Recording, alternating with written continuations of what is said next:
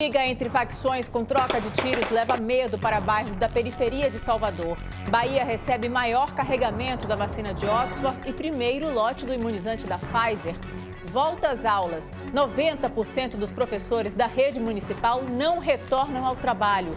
Rodoviários da CSN fecham a estação da Lapa durante protesto.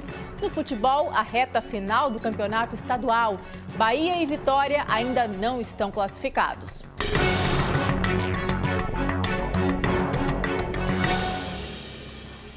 Boa noite. A violência tem assustado os moradores da periferia de Salvador. Nesta madrugada, no bairro de Mussurunga, criminosos explodiram caixas eletrônicos. E hoje à tarde, policiais foram recebidos a tiros no bairro de Tancredo Neves. Quer invadir. A chuva de tiros aconteceu no bairro de Tancredo Neves, em Salvador, durante a tarde desta segunda-feira. Segundo a polícia, militares faziam rondas na Rua da Palmeira quando foram recebidos a tiros. O grupamento aéreo foi acionado, mas ninguém foi localizado e não há feridos. E nessa madrugada, os moradores de Mussurunga viveram minutos de terror. Nessas imagens é possível ver o momento em que os bandidos colocam os explosivos no mercado e pouco tempo depois a explosão. O ataque aconteceu por volta das 3h50 da madrugada desta segunda-feira e resultou na destruição do local e de 2 caixas eletrônicos. Segundo a PM, equipes foram até o local, fizeram buscas, mas os assaltantes não foram encontrados. No domingo, por volta das 11h da manhã, 3 adultos e 3 crianças foram feitas reféns por bandidos no bairro de Santa Cruz. A polícia fazia rondas no local e foi recebida a tiros. Um PM foi baleado, um bandido morreu e outros 2 fizeram 6 moradores de reféns. A negociação durou mais de 2 horas. No sábado, uma viatura foi alvejada enquanto passava pela Fazenda Grande do Retiro. Nas imagens é possível ver mais de 20 marcas de tiros no para-brisa do carro. Os bandidos fugiram. Um homem foi baleado e socorrido, mas não resistiu aos ferimentos. Com ele foram apreendidos uma pistola .40, 2 carregadores, cocaína, 3 celulares e R$50. A Polícia Militar disse através de nota que o policiamento nesses bairros já foi intensificado e reforçou a importância de que crimes sejam denunciados através do 190. De acordo com este especialista em segurança pública, o aumento da violência em Salvador tem relação com a entrada de armas na cidade. Tem-se observado em algumas localidades de Salvador um acirramento de confrontos armados envolvendo grupos que operam com narcotráfico. Óbvio que esses confrontos armados necessitam de armas. E as alianças que existem hoje entre o Comando Vermelho, o primeiro comando da capital, com as facções criminosas locais, têm facilitado a entrada de armas na nossa cidade. E a polícia ainda está à procura dos responsáveis pela morte dos 2 homens que foram assassinados após furtarem carne em um supermercado. Testemunhas dizem que eles foram entregues a traficantes do bairro do Nordeste de Amaralina por seguranças do estabelecimento comercial. Até agora, ninguém foi preso, mas a polícia afirma que as investigações estão avançadas, com indicativo de quem teria matado Ian Barros, de 19 anos, e o tio dele, Bruno, de 29. Várias diligências estão sendo realizadas para elucidar o crime, como oitiva de familiares, funcionários do estabelecimento comercial e testemunhas. Imagens de câmeras de segurança estão sendo analisadas, bem como esclarecer se existe correlação entre as mortes das vítimas e a possível participação destas em um furto ao estabelecimento comercial. Na semana passada, eles teriam furtado carne neste supermercado em um bairro popular de Salvador. Nesta foto, dá para ver os 2 sentados com os produtos aos pés. Um homem que parece ser segurança do local também está na imagem. A polícia militar disse que não foi acionada pelo supermercado para atender a ocorrência, mas como a PM ficou sabendo do caso, através de populares, uma guarnição veio ao estabelecimento e aqui foi informada que se tratava de um alarme falso. Familiares afirmam que Ian e Bruno foram entregues por seguranças do supermercado para traficantes e relatam que os 2 chegaram a entrar em contato pedindo dinheiro para pagar a mercadoria. Meu parceiro, se liga, eu rodei aqui no Nordeste aqui, vai ver se desembolando dinheiro aí, R$700 pra pagar esse carne que eu peguei aqui, Bessão. Testemunhas contaram que os viram sendo levados por homens armados. Os corpos de Ian e Bruno foram encontrados dentro de um carro, com sinais de tortura. Em nota, o grupo Atacadão Atacarejo disse que não compactua com qualquer tipo de violência e que está colaborando com a investigação. E o retorno às salas de aula foi autorizado a partir de hoje em Salvador. Na rede pública, o impasse entre o sindicato e a prefeitura continua. 90% dos educadores da rede municipal aderiram à paralisação. Na rede particular, pelo menos 15 escolas optaram por manter o ensino à distância. Hoje, nossa equipe acompanhou a volta às aulas em algumas escolas particulares que abriram as portas na capital. Desde o começo do ano passado, sem vir à escola, Yasmin, de 8 anos, não conseguia conter a felicidade em retornar ao colégio nesta segunda-feira. Eu estou bem feliz de voltar para a escola para ver meus colegas.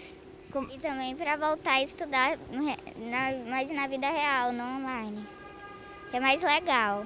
Tudo super seguro, com distanciamento, as crianças com máscara. Já não era hora.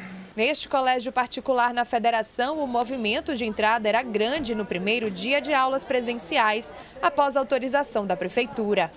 Nesta outra instituição, que fica no Garcia, o movimento também foi intenso, mas menor do que em dias escolares antes da pandemia. O anúncio do retorno às aulas semipresenciais foi feito pela prefeitura no último dia 23 de março. Um dos critérios era de que as taxas de ocupação dos leitos de UTI ficassem por 5 dias abaixo de 75%. Além disso, as escolas precisam seguir os protocolos sanitários de funcionamento, como ter presencialmente apenas 50% de uma turma na sala de aula. Nas escolas municipais, a realidade foi diferente hoje. Nesta, que fica no Calabar, dos 235 alunos, nenhum foi para o colégio. E das 11 professoras, apenas 2 vieram.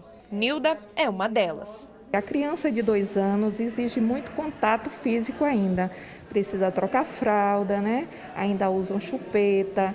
Então, o contágio, com certeza, é mais perigoso, né? Mas as crianças estão mais vulneráveis.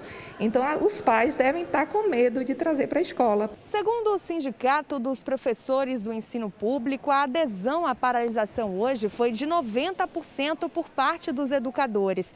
A expectativa é que nesta semana, na quinta-feira, uma nova reunião aconteça, com mediação do Ministério Público do Trabalho, para que uma nova decisão seja tomada.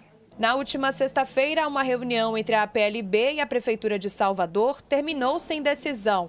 Desde que foi divulgada a permissão do retorno às aulas, a APLB se posicionou contra a decisão e informou que os professores do ensino público só vão retornar às salas de aula após todos serem vacinados. Eles já foram vacinados com a AstraZeneca, que é uma vacina que já dá imunidade logo nas primeiras semanas após a primeira dose. Então não há razão de se esperar 120 dias para voltar às aulas, uma vez que essas crianças já perderam um ano de 2020, nós já estamos no 5º mês do ano de 2021. E a seguir, rodoviários da CSN fecham a estação da Lapa durante protesto.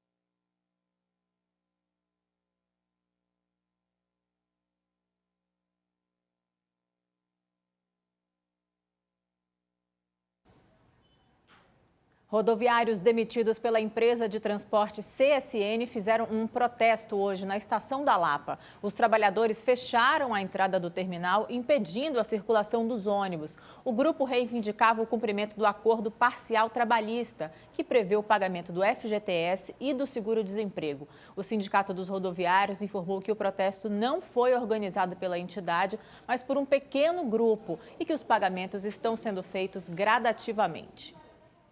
Uma briga entre facções criminosas na cidade de Itabuna, no sul do estado, terminou com 3 mortos. Entre as vítimas está uma criança de 6 anos. Vamos até aos estúdios da Band News FM, porque o Arthur Queiroz tem as informações para a gente.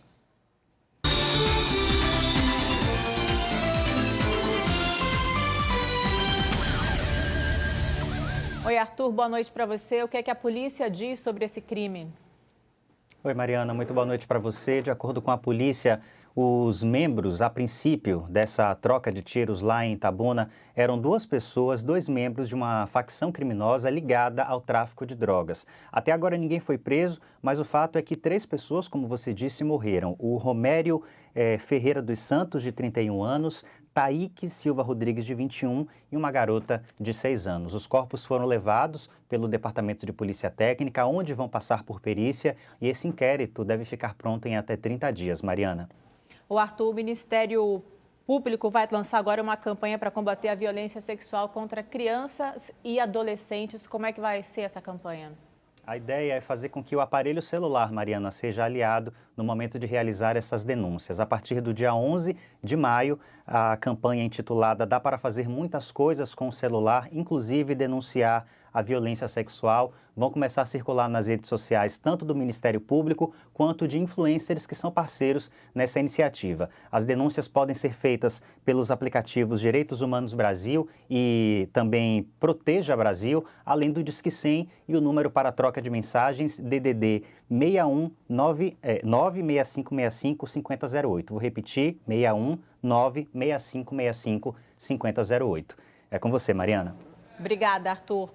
E a Assembleia Legislativa da Bahia realizou uma audiência pública virtual pelo Dia Mundial da Liberdade de Imprensa. A sessão especial da Comissão de Direitos Humanos da Assembleia foi presidida pelo deputado Jacó. Entre diversos jornalistas participaram o presidente da Associação Baiana de Imprensa, Ernesto Marques, e a presidente da Federação Nacional dos Jornalistas, Maria José Braga. Segundo a FENAGE, o ano de 2020 foi o mais violento para os jornalistas brasileiros desde o início dos registros na década de 90. Foram 428 casos de violência, mais de 105% a mais do que em 2019. Na região Nordeste, ocorreram 19 casos de violência contra jornalistas, sendo 3 deles na Bahia. Para a Federação Nacional dos Jornalistas, o direito à liberdade de imprensa é uma luta constante no Brasil. A violência contra jornalistas e dos ataques a veículos de comunicação no Brasil, não por coincidência, mas por estratégia, acontece com a ascensão do presidente Jair Bolsonaro ao cargo máximo de representação da República Brasileira. Eu acho que nunca, desde a redemocratização, nós assistimos a tantos ataques à democracia como nós temos visto agora. A FENAGE anunciou que um novo protocolo nacional de atuação em casos de violência contra jornalistas e ataques à liberdade de imprensa está em processo de implementação para universalizar as ações dos sindicatos em todo o país. E você vai ver a seguir, Bahia recebe maior carregamento da vacina de Oxford e o primeiro lote do imunizante da Pfizer.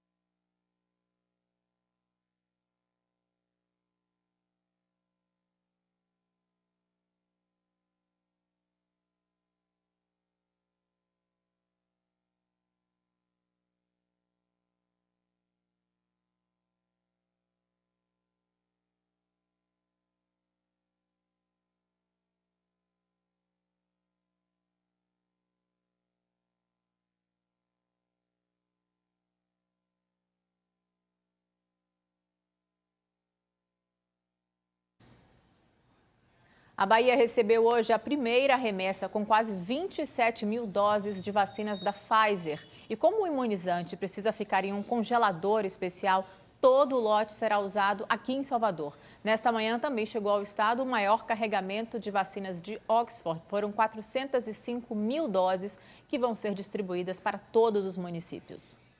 A fila para aplicação da primeira dose da vacina contra o coronavírus hoje na Arena Fonte Nova chegava no Vale de Nazaré por volta de meio-dia. Por aqui estavam recebendo a imunização idosos, trabalhadores da limpeza urbana, rodoviários, pacientes transplantados, além do novo grupo que foi incluído na vacinação.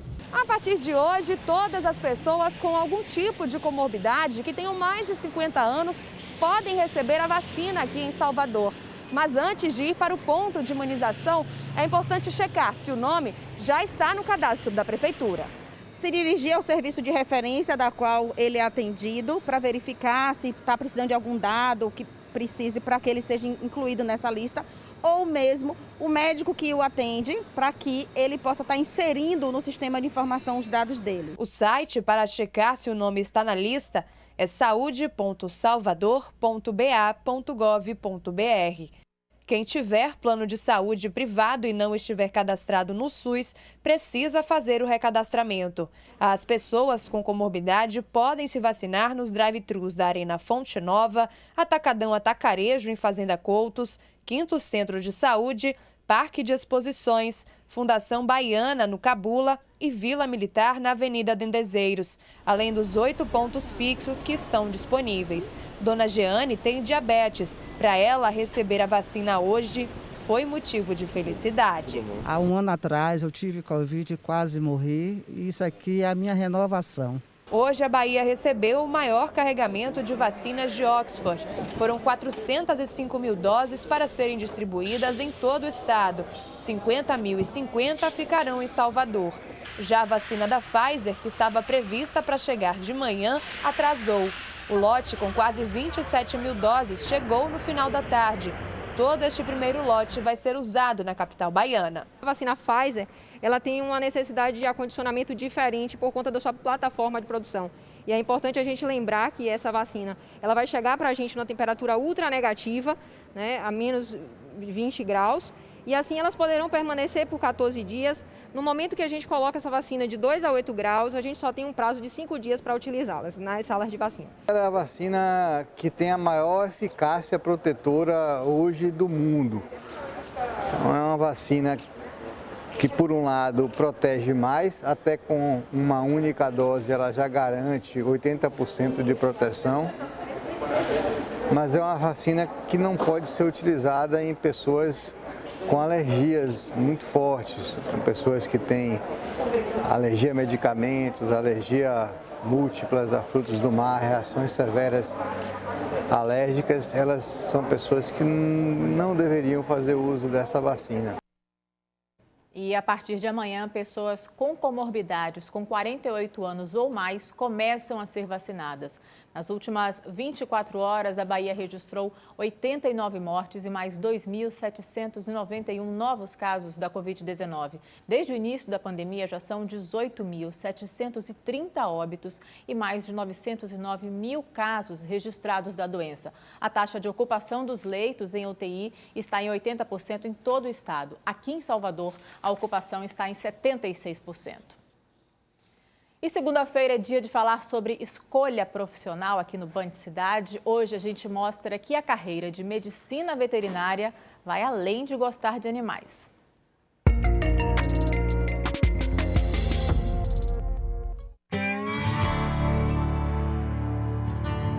Conseguiu pegar? Aqui em cima. Pode vir. Ele tá aqui, ó. Olha a cabeça aí. Tá posicionado para nascer. Tá mesmo. A lição do dia dessa turma é a reprodução de bovinos. Foi durante as aulas que Emanuele, estudante de medicina veterinária, descobriu a área em que deseja atuar na profissão. Diante dessa interação com esses animais, que nos faz ter essa noção do que a gente vai empregar para a vida, para a nossa vida profissional. E as aulas práticas são fundamentais para descobrir esse caminho na medicina veterinária. Esta fazenda escola de 5.000 hectares é onde os estudantes de uma universidade de Salvador vivenciam o que aprendem em sala de aula. A prática vai mostrar exatamente o que tem na literatura, né? Como é que você faz o manejo, como é que você faz a alimentação, o cálculo de nutrição que a gente faz em sala de aula. Na bovinocultura, são 3.000 animais de corte e 70 vacas para a produção de leite, além de caprinos e ovinos. E o local tem também espaço dedicado à suinocultura, uma área em alta na veterinária. Esses animais aqui, eles estão prontos para serem abatidos, né? São os animais que estão em torno de 180 dias, estão com média de 90 a 120 quilos. São os animais que são destinados ao mercado. O Brasil é o 4º maior produtor e exportador de carne suína do mundo. A produção gera mais de 1,5 milhão de empregos diretos e indiretos no país. Os alunos aprendem aqui na suinocultura todo o manejo, né, destinado aos animais, tanto de alimentação como manejo sanitário, manejo reprodutivo. Eles participam do cálculo de ração, da formulação das rações, né? Desde a forma que é distribuída e nas diferentes categorias, né? A medicina veterinária tem 4 grandes campos de atuação: medicina e cirurgia, prevenção, produção para o agronegócio e inspeção de produtos de origem animal. Tanto para carne e para leite, e diversas áreas mesmo da veterinária relacionadas à grande e produção animal encontram aqui na fazenda. E o pré-requisito para iniciar na profissão vai além de gostar de animais. É preciso ter vocação. A reprodução dos bovinos é o encanto da minha vida. É isso que eu quero fazer.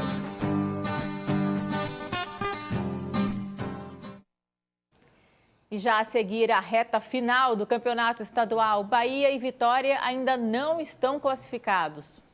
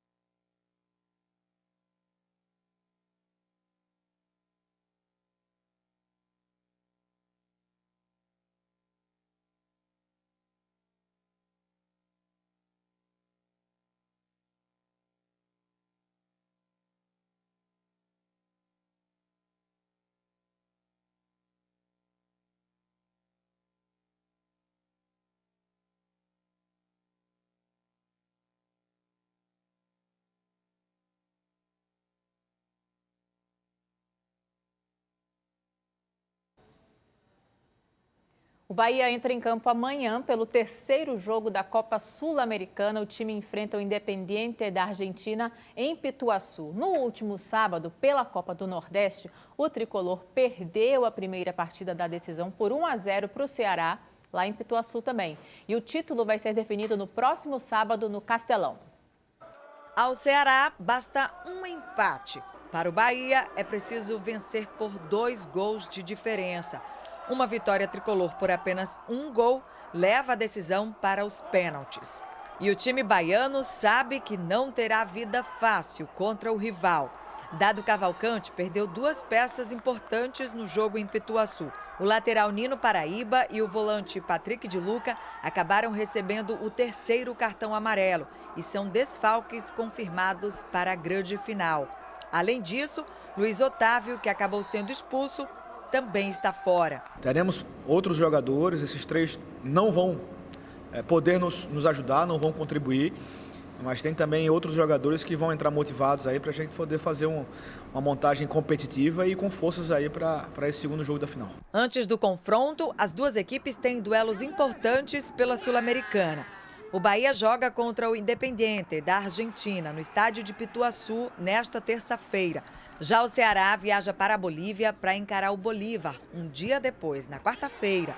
Mesmo depois do Ceará vencer o primeiro jogo e ficar mais perto de levantar a taça, para o técnico do Bahia, a final ainda não está definida. Os detalhes do jogo, a história do jogo, né, como ela se deu, ela foi cruel para a gente. Então, ter um pouquinho mais de tranquilidade, porque nós podemos sim reverter o placar. E o Campeonato Baiano também está entrando na reta final. O Atlético de Alagoinhas e Juazeirense já estão garantidos nas semifinais, só que restam 2 vagas que serão definidas na rodada de quarta-feira. Uma rodada cheia para definir os classificados para a semifinal. 5 jogos estão marcados para a próxima quarta-feira. É quando serão definidas as equipes que vão conquistar as 2 vagas restantes para as semifinais.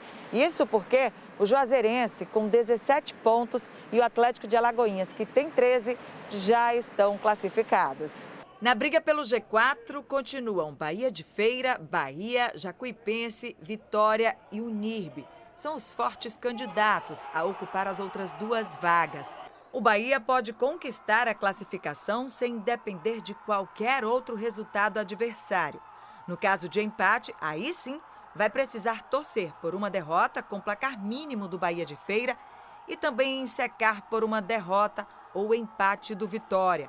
Já o rubro-negro, depois de perder para o Jacuipense, se complicou nessa reta final.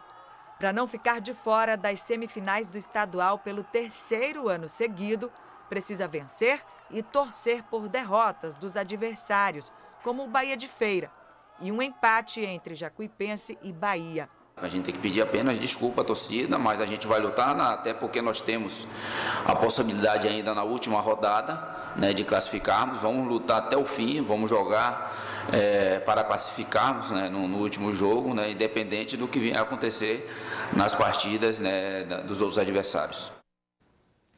Você pode rever as reportagens do Band Cidade no canal do YouTube da Band Bahia, nesse endereço que está aparecendo aí na sua tela, youtube.com/Band Bahia Oficial. Uma ótima noite para você e até amanhã.